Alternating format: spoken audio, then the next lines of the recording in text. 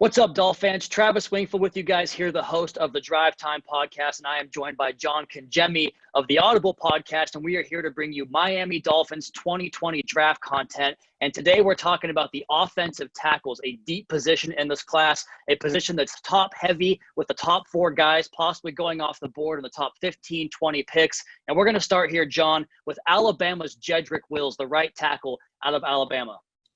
Well, first of all of these guys that are going to be drafted in the first and second round, I think they're all going to be instant, if not starters, they're going to contribute a lot in year one. The guys we're going to talk about are going to contribute in year one. And Wills is one of those guys. He's a versatile guy. He can play probably both sides. He's a 2-year starter on the right tackle position at Alabama. He's a big-bodied guy, a wide frame, does a lot with his body. He can get down to the second level. He's really good and sturdy in pass protection. And he uses that big body to his advantage. So leverage is a big thing, I think, for Wills. And you're going to see that on tape. You're going to see that through his junior year, his sophomore year, a guy that plays at a high level, and he's playing against SEC talent each week, just about. So you're going to see him dominate against really good caliber players that are moving on to the next level. I think this is a guy that plays with really good technique, good hand placement. He's strong at the point of attack. So whoever gets this tackle in round one is going to get probably an instant starter. You talk about the strength of Jedrick Wills. That's the one thing that stands out the most when I watch his tape. But also, he's a nasty, mean finisher, plays whistle to whistle, and it's a lot of fun to watch him play. And that, to me, John, is a common thread across all these players, especially a guy like MEKHI BECTON out of Louisville. I mean, I joke about this all the time. You've seen the movie The Blind Side. Michael Oher, in that movie, takes a kid and blocks him off the football field. There are reps in MEKHI BECTON's tape where he's doing that. He's ragdolling guys on a weekly basis, 370 pounds. You saw the 40-yard dash was in the 5.1 range at Indianapolis. Size, athletic ability, I think the roof is really the ceiling for this guy.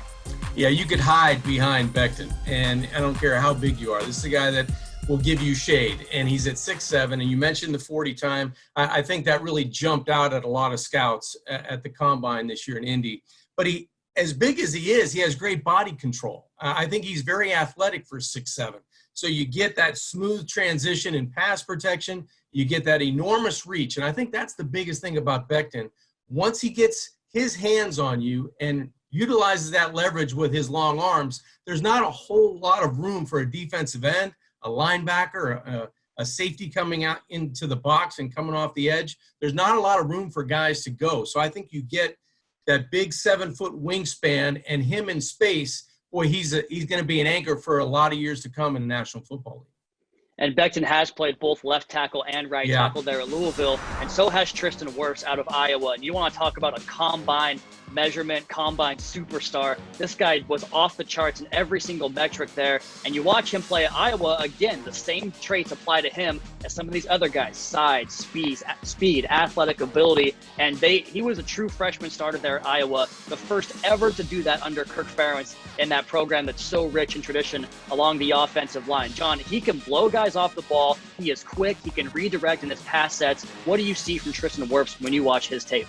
Well, first of all, you mentioned a guy that plays as a freshman at Iowa. It hadn't happened in 21 years. Kirk Ferentz was a graduate assistant at Pitt under Joe Moore when I was there. And this is a guy that knows how to coach offensive linemen. So you get an athletic guy. And anytime you read a bio, Travis, and you see high school state wrestler, you know a guy can play multiple positions. He's athletic, and he can play with leverage, because that's a big thing in wrestling, and it translates to the offense and defensive line. Pad level, hand position, how you can get your feet and arms and hands to work in unison. This guy does it really well. And I know we're talking Miami Dolphins 2019, potentially who we'd like to have, but this guy also, just like Wills, has position flexibility. You can move him around. He can play inside. He can play outside. He's got good speed for a big guy. We saw that in his testing. And he has games underneath his belt. 30 of 34 games he's suited up for, he started and he's played at a high level. I like the guy. Another very reliable player on that offensive line. He's been in the conversation among these top 4 guys. I've seen each of these 4 guys mocked in the top 5 of these draft class. And Daniel Jeremiah, Lance Zierlein, some of the NFL Network guys do project that he could kick inside to guard. I'm talking, of course, about Georgia's Andrew Thomas. And he's been durable, reliable, blows guys off the football, really can move the point and move the line of scrimmage in the running game. When you get a look at this guy playing down in the SEC, John, what do you see from Andrew Thomas? A lot of grit. I see a gritty offensive lineman. I see a mean, nasty guy. You mentioned that at the top about the Alabama tackle. I see the same thing in Thomas from Georgia. I think it's the way they're coached. I think that it's demanding in the SEC because that challenge is meeting you. If it's not every week, it's every other week. So you get a guy that's 6'5", 315 pounds. He's mean, he's nasty, and he has position flexibility. I think a lot of these guys do because of their athleticism. They're elite athletes. They have good foot speed. They can get to the second level. I think Thomas does that really well. He might be the sleeper, if you could call him a sleeper of this group, because a lot of guys get a lot of attention, other guys get the attention. I think Thomas might be the diamond in the rough for somebody in picking in the first 15 to 18 picks.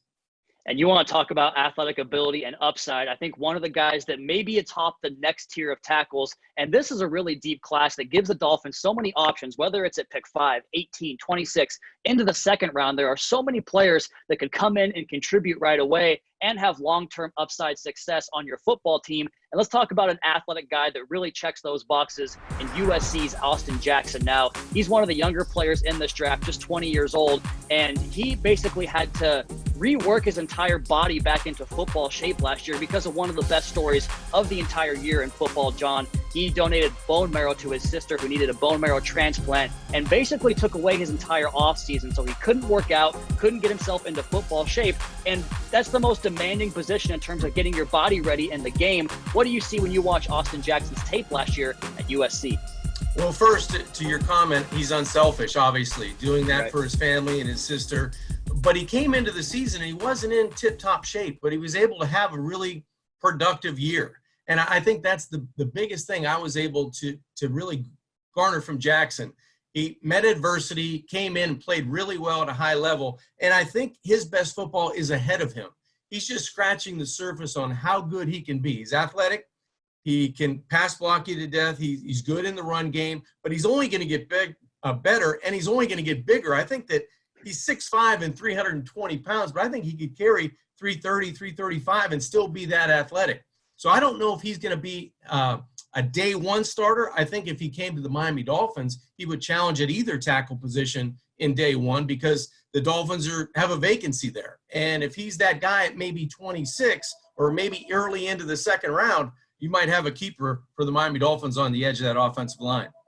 So the Dolphins have 14 draft picks coming up in a couple of weeks now, next Thursday on the NFL Network, ESPN. This thing's going to be broadcast all over the place. April 23rd at 8 o'clock Eastern. We're going to get a look at some of these tackles and the other positions across the draft here on the Miami Dolphins official podcast network.